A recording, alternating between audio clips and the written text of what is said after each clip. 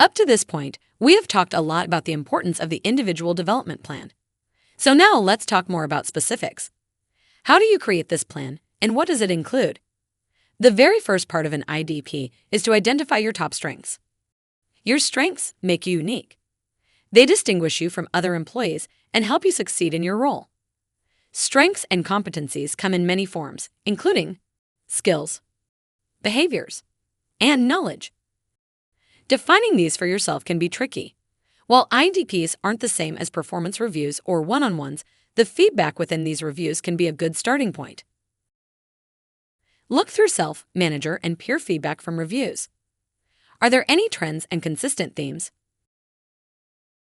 Consider your personal relationships too, because work isn't the only place our strengths play out. Strengths make up your personal value proposition to your manager, team, and company. They're also a large part of why you were hired in the first place. While it can feel uncomfortable, like bragging when you talk about your strengths, it's a useful exercise. Think about what comes naturally to you, or what you accomplish easier or faster than your teammates. One useful way to frame your strengths is to consider the business impact or measurable results you've contributed to. For example, maybe you work in customer service and your ability to consistently solve queries helps boost customer satisfaction and loyalty ratings. Or you work in sales and your strong negotiation skills have led to a 25% increase in sales revenue over the last quarter. A focused approach is best, so keep your list of current skills and strengths at around 6 to 8 items. Next, you will want to capture your development opportunities. These are not your strengths, but things you know or can do, but you want to become better at these opportunities. Think about it like this. On the flip side of strengths are development opportunities. Rather than frame these as weaknesses, consider them as the knowledge, skills, and behaviors you can improve on as potential strengths. The best places to identify areas for growth are performance reviews. We all have blind spots when it comes to our own behaviors, but reviews, constructive feedback from others, and 360-degree reviews can shine a light on areas for personal development. Look for themes across feedback from various sources and use these as a starting point. Remember that even though constructive or critical, feedback can be uncomfortable to receive and give. It can often be more helpful than positive feedback when driving career growth and development. Self-reflection. Take time to reflect on areas or skills you want to develop. Is there any knowledge or a skill you'd like to learn that will help you succeed? Are there qualities or skills you've observed in others that you'd like to cultivate? Once you've identified these opportunities, remember you don't have to tackle everything at once. Prioritize the development opportunities you can work on now, have already seen progress with, or will make the biggest impact. Make a note of any other potential opportunities and put them to the side for your next IDP. The next thing you will want to place in your IDP is your long-term career target or goals. This may take some thought and maybe some brainstorming.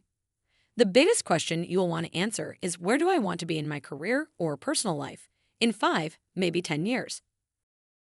Even if you don't have the specifics mapped out, it's important to have long-term professional goals that set the direction for where you want to go. None of us can predict the future, so rather than focus on a title you want, it's better to create a flexible, long-term vision that aligns with 3 key factors: motivators, purpose, and environment. Motivators are the aspects of your job that get you excited each day to get out of bed and encourage you to keep going when faced with challenges. They also keep you engaged and focused. Motivators are specific to you. They can be intrinsic, which means they're driven by an internal desire to do something, because it's rewarding or fun, or extrinsic, which means they're driven by external forces, like a bonus or a set time frame. They can also be both. For example, you might really enjoy working on problem-solving, creative projects with a short deadline, like a team project. While some may take priority over others at different times, and they're generally stable throughout your life. Common motivators include autonomy, life independence, or being your own boss; recognition, compensation, creativity; influence, learning, lifestyle, problem-solving; relationships, social impact; security, or maybe variety. Think about situations when you've felt the most motivated at work and try to find the reasons why. Consider projects or tasks that you particularly enjoyed, new challenges that got you fired up, or the types of conditions that give you the most satisfaction from your work? Did you most enjoy learning a new skill, earning a bonus, or brainstorming a solution to a new challenge in your organization? Try to identify 3 different motivators, if possible. The next is, what is your purpose? Most of us like to live with purpose. That is the desire to contribute to something greater than ourselves.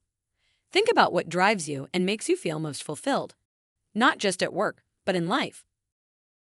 What kind of impact do you want to make at work, at home, in your community, or in the world?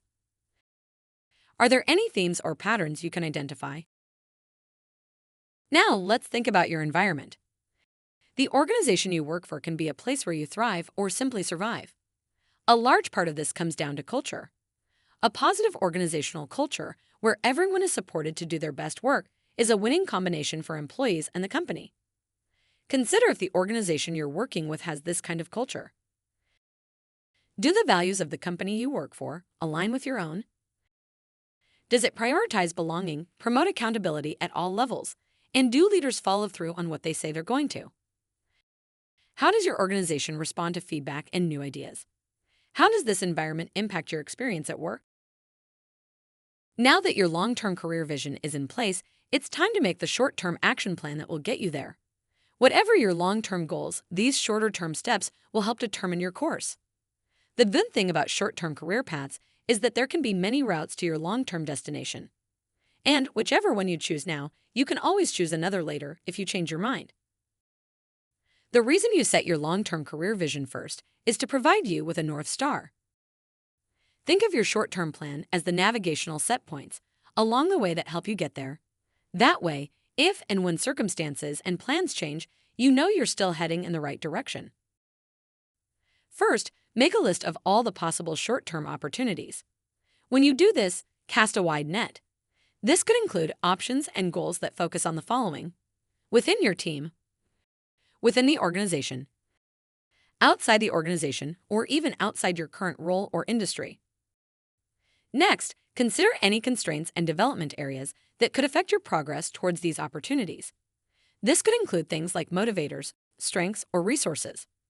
You'll likely need to prioritize some development areas over others within these short-term plans. So consider what that might involve, what trade-offs you might need to make, whether it's worth it, and if you can take the steps you need to right now.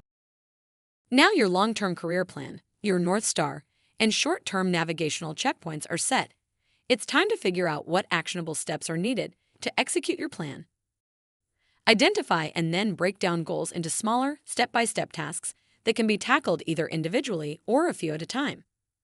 This way, large plans become less overwhelming, and you'll feel more motivated as you track continuous progress over time. One successful framework for detailing your growth areas is the 3 E's: education, exposure, and experience. Let's take a look at education. What formal educational resources can help you build knowledge? Consider training programs, online courses, books, articles, and maybe webinars.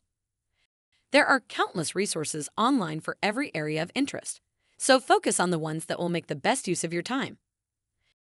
Next, let's talk exposure. Find people with the skills or knowledge you're trying to gain and learn from them. This could be through mentorship, informational interviews, or tapping into your network of close contacts. Remember that loose connections may also open up opportunities that aren't immediately obvious, so be open to different possibilities that come your way. Last is your experience. Put yourself in positions or situations where you can gain experience in your chosen development areas. You can read all the books in the world, but sometimes the best way to get better at something is to do it, and then do it again and again. Once your IDP is created, the work doesn't stop there. It's also crucial to regularly track progress towards your professional development, so you can make sure if things get off track or your priorities change, you can take the right steps to correct it in a timely way. Consider checking in on your progress at regular intervals with your manager to celebrate successes, identify challenges, and recalibrate your IDP as needed. So now you are ready to build your first individual development plan. Are you ready? We have provided a resource in this course so you can determine and evaluate your strengths. This is not an all-knowing process, and you may find that some of your strengths were not identified. That's okay. Use the list as a guide to help you possibly see some blind spots you might not be aware of. Once you have determined your strengths, use the template provided to finish your individual development plan. If you feel comfortable in doing so, share this IDP with your supervisor or maybe a close friend or confidant.